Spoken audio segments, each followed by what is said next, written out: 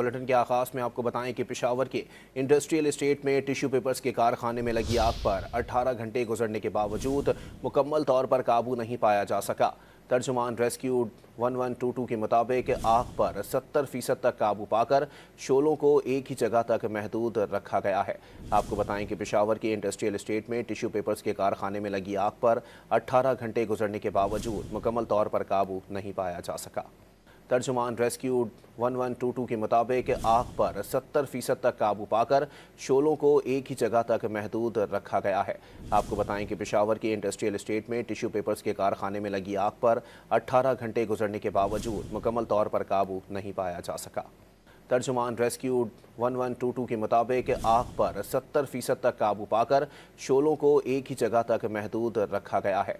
आपको बताएं कि पेशावर के इंडस्ट्रियल एस्टेट में टिश्यू पेपर्स के कारखाने में लगी आग पर 18 घंटे गुजरने के बावजूद मुकम्मल तौर पर काबू नहीं पाया जा सका।